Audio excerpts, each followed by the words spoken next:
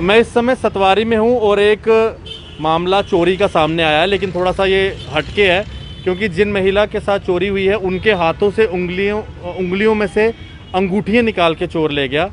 लेकिन जब हाथ से अंगूठी निकाली जाती है तो आपको पता चलता है, आप शोर डालते हैं, लेकिन पता नहीं उस व्यक्ति ने क्या किया, कौन सा जादू टोना किया कि इनको होश नहीं रही और इनका पर्स भी ले उड़े। यहाँ पर ही हैं, मौजूद हैं जिनके साथ ये पूरी बात हुई है। माता जी के गल हुई है पूरी, दस गए जरा की गल हुई? गल ये इतना बिठाया आदे तुम कोई बुला ला, तुम्हारा रिश्तेदार है बुला करदा इधर ही आओ। मैं क्या क्यों नहीं है इतना खड़ोता इधर ही है, दूर नहीं है इधर ही है। तो मैं इतना आई, मैं चलो दिखा मैं घर कोई मुड़ा है या कौन है, बस इतना बिठाई लिया मी इतों मैं इतना बिठाई लिया, इतों बिठाई किधर बही है किधर, बस बिठाई के गुठियाँ खोल ये करो पर्स ले पे फरोलन कदे किश। फिर मैं क्या क्यों हत्थ लगाते हो, करदा नहीं कोई गल नहीं। फिर ये लेके आई है फटफट लिफाफा, करदा ये लो, ये उन्होंने भेजा तो अभी और देना सामान देना तुम्हें, वो तुम कोई रिश्तेदार है गया मैं चलिया लैन, तो बल्ले कड्ढियै ले गए फटफट लेइयै चली गया। तो मैं करदा मैं लेके आया तो बस इधर हो गया। अजे बालियां भी लवा दा, बालियां ते मैं पकड़ी जिल्ले तुहाडे हत्थों अंगूठियां लवा दा हा ते तुहानू पता नहीं लगा दा कि ओह आदा है? पता तो लगा नहीं, मी अन्नी सुध बुद्ध नहीं रही, खिच्चियां ते पीड़ होई मैं। अच्छा, खिच्ची ते पीड़ होई, मैं कहा ऐसे नहीं करो, क्यों करते हो? करदा नहीं निकालो जे निकाल लो। फिर उन्हें आपे भी एक अंगूठी मेरी खिंची, फिर मैं क्या हत्थ नहीं लगा मी, फिर कड्डियां उन्हें कड्डियां ते पाइयां, फिर लियां अपने हत्था लेके ते फिर बुट गई मेरे सामने पाइयां, मेरे सामने पाइयां। फिर नहीं उन्हें बटुआ का पता नहीं उन्हें क्या किता के नहीं, ते बटुआ लेके निकली है।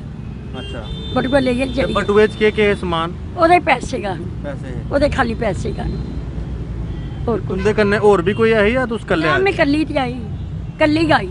अच्छा, कल्ले आए थे? कल्ले आए थे, मैं करूँ कल्ले आए, बिजली बिल जमा करा। बैग विच के किया जरा दस गए जरा के दा उन्हें बैग? ये उन्हें बैग फड़ाया? हाँ ये बैग उन्हें ए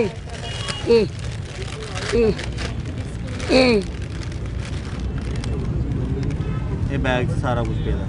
हाँ ये जी चिप्स पड़े हैं जो बैग इनको दिया, और ये महिला हैं जिनको कुछ पता नहीं चला कि आखिरकार हुआ क्या। आप लोग भी यहाँ इकट्ठे हो गए जब ये पता चला पूरा?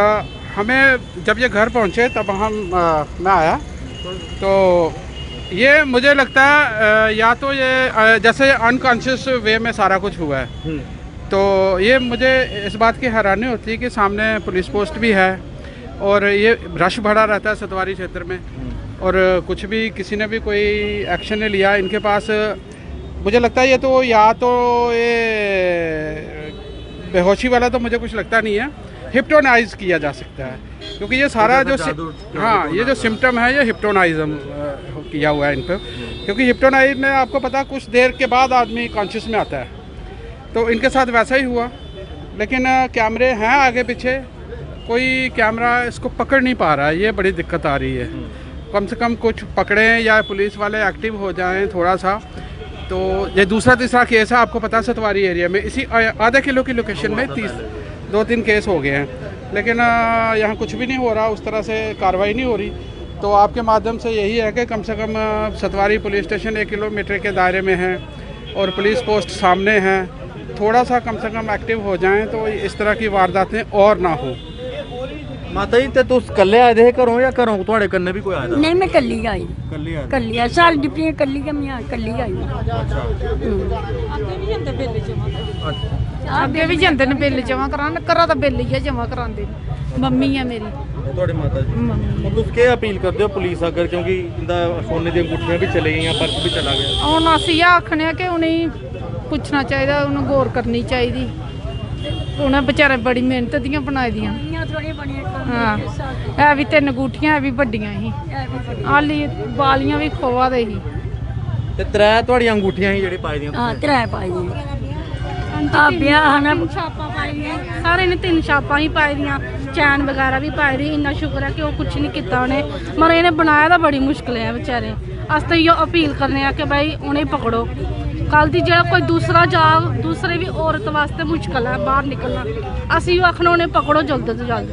ਤੇ ਇਹਦਾ ਜੋ ਵੀ ਹੈ ਵਿਚਾਰੇ ਟੈਨਸ਼ਨ ਕਾਰ ਗਏ, ਇੰਨਾ ਵਿਚਾਰੇ ਪਾਗਲ ਹੋਏ ਦੇ ਸਮਝ ਲੈ ਕਿਸਮ ਦਾ ਪੁਲਿਸ ਕੀ ਕੀ ਆਖਦੇ ਹੋ ਤੁਸੀਂ ਪੁਲਿਸ ਕੀ ਆਖਿਆ ਪੁਲਿਸ ਆਦੀ ਕਿ ਠੀਕ ਹੈ ਕਰੀਏ ਨਹੀਂ ਗੌਰ ਨਹੀਂ ਕੀਤੀ ਗਿਆ ਕੀ ਕਰੀਏ ਤੁਹਾਡੀ ਗੱਲ ਸੁਣੀ ਪੁਲਿਸ ਨੇ ਜਦੋਂ उसके हाँ सुनी थी उन्हें आए गड्डी लेके आए बिठा के लेके आए पुलिस लेके आए कने उधर गए दे सन बेली चलाना इधर उन्हें तुप्या वो इयां तुप्पे लभदे जे